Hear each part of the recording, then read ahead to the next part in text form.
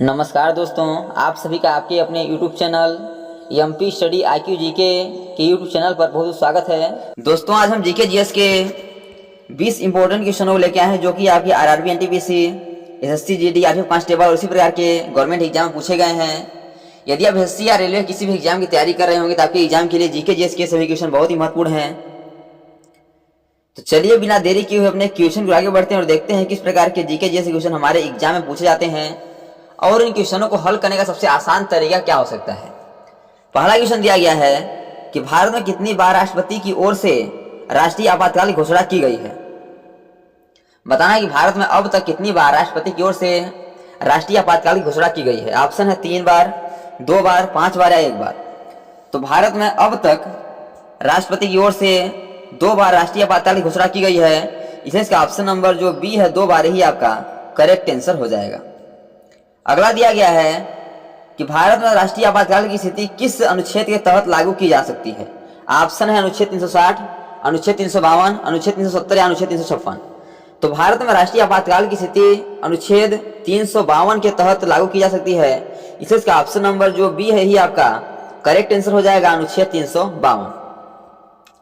Next दिया गया है कि भारत में राष्ट्रपति के निर्वाचन में सबसे महत्वपूर्ण भूमिका किसकी होती है। ऑप्शन है संसद, निर्वाचन आयोग, लोकसभा और राज्यसभा के सदस्य या राज्यपाल। तो भारत में राष्ट्रपति के निर्वाचन में सबसे महत्वपूर्ण भूमिका लोकसभा और राज्यसभा के सदस्य की होती है, इसलिए इसका ऑप्शन नंबर जो सी है ही आपका करेक्ट आंसर हो जाएगा, लोकसभा और राज्यसभा के सदस्य। नेक्स्ट दिया गया है भारत में और कौन सा अधिकार संसद को संविधान के अनुसार उत्पन्न करने या रद्द करने का अधिकार देता है। ऑप्शन है कानून बनाने का अधिकार, संविधान संशोधन का अधिकार, विधायी शक्तियां या सभी संवैधानिक शक्तियां। तो भारत में संविधान संशोधन का अधिकार जो है आपका संसद को संविधान के अनुसार उत्पन्न करने या रद्द करने का अधिकार देता है, इसलिए इसका ऑप्शन नंबर जो बी है संविधान संशोधन का अधिकार वही आपका करेक्ट आंसर हो जाएगा। नेक्स्ट दिया गया है कि भारत में सर्वोच्च न्यायालय का प्रमुख कार्य क्या होता है। ऑप्शन है संविधान की व्याख्या करना, विधायिका की भूमिका निभाना, राष्ट्रपति की शक्तियों का निर्धारण करना या संघीय विवादों का समाधान करना। तो भारत में सर्वोच्च न्यायालय का प्रमुख जो कार्य होता है वह संविधान की व्याख्या करना होता है, इसलिए इसका ऑप्शन नंबर जो ये है ही आपका करेक्ट आंसर हो जाएगा, संविधान की व्याख्या करना। अगला दिया गया है कि लोकसभा में अविश्वास प्रस्ताव नो कॉन्फिडेंस मोशन कब पेश किया जा सकता है। ऑप्शन है किसी भी समय, केवल संसद के सत्र के दौरान, बजट सत्र में या किसी भी समय जब प्रधानमंत्री स्वीकार करें। तो लोकसभा में अविश्वास प्रस्ताव जो है आपका यह केवल संसद के सत्र के दौरान पेश किया जा सकता है, इसलिए इसका ऑप्शन नंबर जो बी है ही आपका करेक्ट आंसर हो जाएगा, केवल संसद के सत्र के दौरान। अगला दिया गया है कि भारत के संविधान में संशोधन के लिए कितनी तादाद में वोटों की आवश्यकता होती है। ऑप्शन है 2/3 बहुमत, साधारण बहुमत, 1/3 बहुमत या 4/3 बहुमत। तो भारत के संविधान में संशोधन के लिए 2/3 बहुमत की वोटों की आवश्यकता होती है, इसलिए इसका ऑप्शन नंबर जो ये है ही आपका करेक्ट आंसर हो जाएगा, 2/3 बहुमत।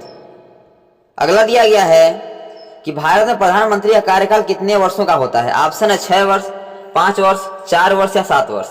तो भारत में जो प्रधानमंत्री होते हैं उनका कार्यकाल आपका 5 वर्ष का होता है, इसलिए इसका ऑप्शन नंबर जो आपका बी है ही आपका करेक्ट आंसर हो जाएगा, 5 वर्ष। नेक्स्ट दिया गया है कि भारतीय संविधान के तहत अल्पसंख्यक के अधिकारों का संरक्षण किस प्रावधान के द्वारा किया गया है। ऑप्शन अनुच्छेद 30, अनुच्छेद 21, अनुच्छेद 17 या अनुच्छेद 18। तो भारतीय संविधान के तहत अल्पसंख्यकों के अधिकारों का संरक्षण आपका अनुच्छेद 30 के प्रावधान के द्वारा किया गया है, इसलिए इसका ऑप्शन नंबर जो ये है ही आपका करेक्ट आंसर हो जाएगा, अनुच्छेद 30। अगला दिया गया है भारत में राष्ट्रपति द्वारा मंत्रिमंडल की नियुक्ति किस आधार पर की जा सकती है। ऑप्शन संविधान के अनुसार, संसद के निर्णयों के आधार पर, राज्यपाल के अनुरोध पर या प्रधानमंत्री के परामर्श से। तो भारत में राष्ट्रपति द्वारा मंत्रिमंडल की जो नियुक्ति की जाती है वह आपका प्रधानमंत्री के परामर्श से की जाती है, इसलिए इसका ऑप्शन नंबर जो डी है ही आपका राइट आंसर हो जाएगा, प्रधानमंत्री के परामर्श। अगला दिया गया है कि भारत के संविधान में लोकसभा की कुल सदस्य संख्या कितनी होती है। ऑप्शन है 552, 545, 550 या 530। तो भारत के संविधान में लोकसभा की कुल सदस्य संख्या का 543 होती है, लेकिन 543 किसी ऑप्शन में नहीं है, तो जो आपका जो 545 है इसका आना चाहिए 543 होना चाहिए। इसे 543 क्या हो जाएगा, हमारा राइट आंसर हो जाएगा। अगला दिया गया है कि भारतीय संविधान में आंतरिक सुरक्षा की शक्तियां किसके पास हैं। ऑप्शन है राज्य सरकार, केंद्र सरकार, लोकसभा या राज्यपाल। तो भारतीय संविधान में आंतरिक सुरक्षा की शक्तियां जो आपका है यह केंद्र सरकार के पास है, इसलिए इसका ऑप्शन नंबर जो बी है ही आपका करेक्ट आंसर हो जाएगा, केंद्र सरकार। अगला दिया गया है कि भारत में संघ और राज्यों के बीच विवाद किस संस्था द्वारा हल किया जाता है। ऑप्शन है सर्वोच्च न्यायालय, उच्च न्यायालय, केंद्रीय सचिवालय या राष्ट्रपति। तो भारत में संघ और राज्यों के बीच जो आपका विवाद है यह आपका सर्वोच्च न्यायालय के द्वारा हल किया जाता है, इसलिए इसका ऑप्शन नंबर जो ये है ये आपका करेक्ट आंसर हो जाएगा, सर्वोच्च न्यायालय। नेक्स्ट क्वेश्चन दिया गया है कि भारत में किस अधिकारों को संवैधानिक अधिकारों के रूप में पहचाना गया है। ऑप्शन है संपत्ति का अधिकार, धर्म की स्वतंत्रता, शिक्षा का अधिकार या समानता का अधिकार। तो इसका करेक्ट आंसर हो जाएगा आपका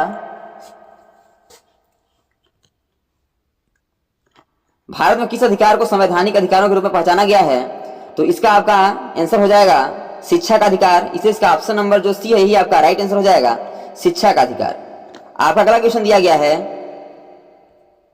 कि भारत में धन की कमी किस स्थिति में कौन सा कानून लागू हो सकता है। बताना है कि यदि भारत में धन की कमी हो रही है तो उस समय कौन सा कानून लगा सकते हैं। ऑप्शन है वित्तीय आपातकाल, राष्ट्रीय आपातकाल, राष्ट्रपति शासन या राज्य आपातकाल।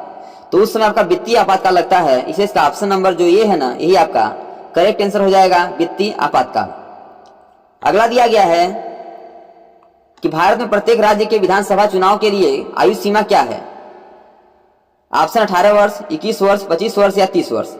तो भारत में प्रत्येक राज्य के विधानसभा चुनाव के लिए आयु सीमा आपका 21 वर्ष है, इसे इसका option number B correct answer हो जाएगा। यदि आपसे पूछा जाए कि लोकसभा के चुनाव के लिए कितनी आयु सीमा है, तो इसके लिए आयु सीमा आपका 18 वर्ष है। कितना वर्ष है, तो 18 वर्ष है, इसको याद रखिएगा। नेक्स्ट दिया गया है कि भारतीय संसद के किस सदन के सदस्यों का चुनाव राज्य विधानसभाओं द्वारा होता है। ऑप्शन है लोकसभा, राज्यसभा, राष्ट्रपति या प्रधानमंत्री। तो इसका करेक्ट आंसर हो जाएगा राज्यसभा।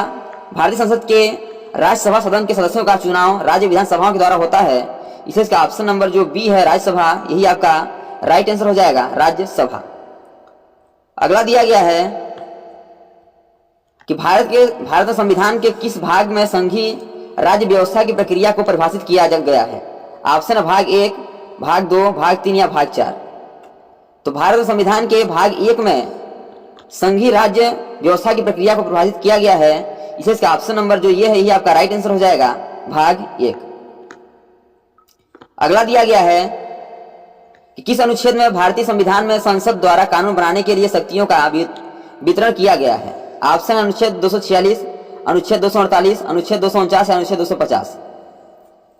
तो इसका करेक्ट आंसर हो जाएगा अनुच्छेद 246, यानी अनुच्छेद 246 में भारतीय संविधान में संसद द्वारा कानून बनाने के लिए शक्तियों का वितरण किया गया है, इसलिए इसका ऑप्शन नंबर जो ये है ही आपका राइट आंसर हो जाएगा, अनुच्छेद 246। अगला दिया गया है कि भारत में राज्यसभा के सदस्य कितने वर्षों के लिए चुने जाते हैं। तो भारत में जो आपके राज्यसभा के सदस्य होते हैं आपके 6 वर्ष के लिए चुने जाते हैं, इसलिए इसका ऑप्शन नंबर जो ये है यही आपका करेक्ट आंसर हो जाएगा, 6 वर्ष। तो दोस्तों thanks for watching this video. यह वीडियो कैसा लगा कमेंट बॉक्स में जरूर बताइएगा।